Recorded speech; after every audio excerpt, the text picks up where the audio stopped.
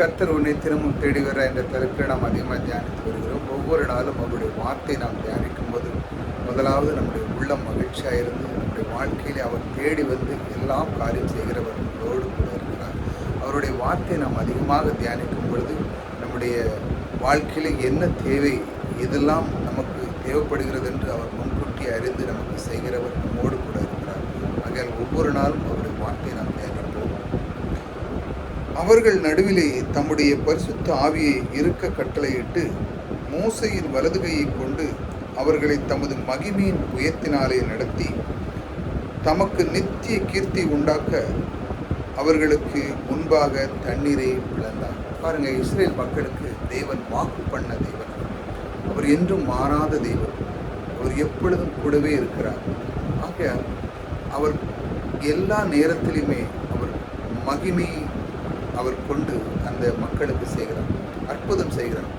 அந்த மகிமையின் தேவன் கூடவே இருக்கிறார். பாருங்க, அவர்கள் நடுவில் என்னத்தை அவர் முதல்ல என்ன செய்கிறார் பாருங்க, பரிசுத்த ஆவியை அவர் கட்டளையிடுகிறார். அவங்கள்ட்ட போங்க, அவங்களுக்குள்ளே இருங்க, அவங்களுக்கு தேவையானதை பண்ணுங்கன்னு சொல்லி அவங்களுக்கு வனாந்தரத்தில் இருக்கும்போது எல்லாமே கிடைக்குது.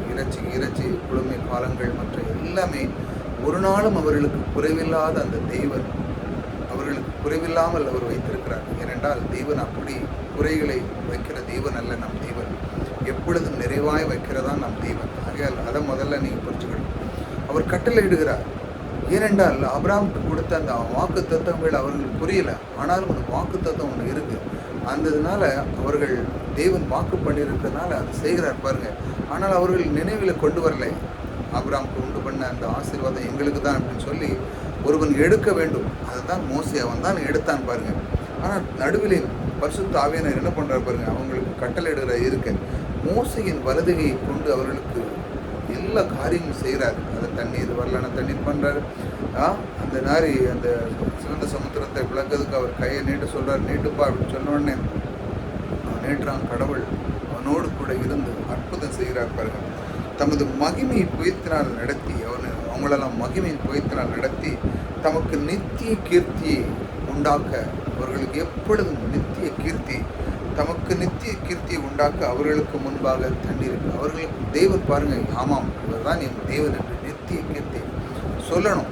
இவர் தான் என் தேவன், எங்கள் கூடவே இருக்கிறார், எங்கள் கைவிடாத தேவன். எகிப்தில் நாங்கள் எத்தனை அடிமையிலாக இருந்தாலும் அவர் எங்களோட கூட இருக்கிறார் என்று சொல்லி பாருங்க, அந்த அளவுக்கு தேவன் மகிமை கொடுக்கிறார். இந்த அற்புதமான தேவன் நமக்குள்ளே ஒவ்வொரு நாளும் அவர் தேடி வருகிறார் பாருங்க. அவர் நித்திய ஆசீர்வாதங்களை கொடுக்கிறார். ஆபிரகாமுக்கு அப்படித்தானே ஆசீர்வாதத்தை மழையை அவன் மேலே பொழிஞ்சார். அவன் கூட நான் எப்பொழுது இருப்பேன், வானத்து நட்சத்திரம் போல உன் பிள்ளையில பொறுப்பேன் வாங்குவேன்னு கணக்கில்லாத வாக்கு தத்துவம் ஒன்று கொடுக்குறார். ஏனென்றால் அவன் முதல் அவன் வேலை என்னென்னா, அவனை அழைக்கிறார்.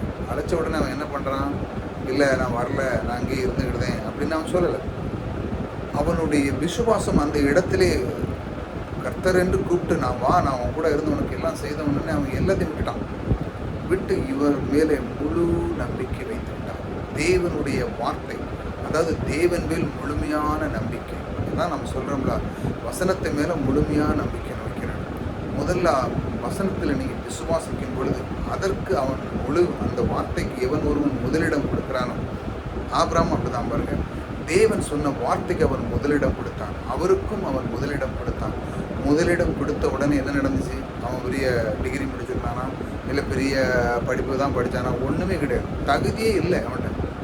ஆனாலும் பாருங்கள், அந்த உலகத்தில் மிகப்பெரிய சீமான்னு சொல்லுறது அவன் தான். அந்த அளவுக்கு செல்வங்கள், அவன் ஆடு மாடு கழுதைகள் எல்லாம் நிறைஞ்சி அவன்கிட்ட எத்தனையோ வேலைக்காரங்கள். அந்த அளவுக்கு அவன் ஏதாவது பெரிய பெரிய பல்கலைக்கழகத்திலேருந்து படிச்சோன்னா இல்லை. அவன் செய்தது ஒன்றே ஒன்று தான், கீழ்ப்படுத்த. அவனுடைய வார்த்தைக்கு அவன் சொன்னது இல்லைன்னு சொல்ல. அவன் அந்த நேரத்தில் இல்லைன்னு சொல்ல தேவன் வேற ஆளை பண்ணியிருப்பார். ஆனால் தேவன் தான் அவன் கர்த்தரை அவன் முழுமையாக நம்பிக்கிட்டான். அவன் கூப்பிட்றாரு, முழுமையாக என் கடவுள் தான் சொல்லி முழுமையாக விசுவாசத்தின் மூலம் பாருங்க அந்த நித்திய கீர்த்தியை உண்டாக்க அவர்களுக்கு முன்பாக தேவன் என்ன பண்ணுறார், தண்ணியை பிளக்கிறார். ஆம், நான் உங்க கூட இருக்கிறேன், நீ கலங்காதங்க, மட்டும் நடத்தின அந்த தேவன் நான் உன் கூட இருக்கிறேன், உனக்கு என்ன இந்த பெரிய கடலை கடக்கணும், அவ்வளோதானே, வா, இவ்வளோ நாள் செய்யாது இதை செய்ய மாட்டானான்னு சொல்லி அழகாக சிவந்த சமுத்திரத்தை கடக்கிறாங்க. வெட்டாந்தர தண்ணியோடு அதில் படாத அளவுக்கு அழகாக நடந்து அந்த பக்கம் போகிறாங்க. அந்த அளவுக்கு தேவன் அவர்களோடு கூட இருக்கிறார். எது அப்படி நடந்தது என்றால் நித்திய ஆசீர்வாதம். ஆபிரகாமுக்கு மேல் வைத்த அந்த ஆசீர்வாதம் அவன் மேல் எப்பொழுதும் நிறைந்திருந்தது. அந்த அன்பு தேவன் நம்மோடும் கூட இருக்கிறார். இதையெல்லாம் தருகிறவர் உங்களோடு கூட இருக்கிறார். அதனால தான் கர்த்தர் உங்களை தினமும் தேடி வந்து இந்த ஆசீர்வாதத்தை தருகிறார். கர்த்தர் உங்களோடு கூட இருக்கிறார். கர்த்தர்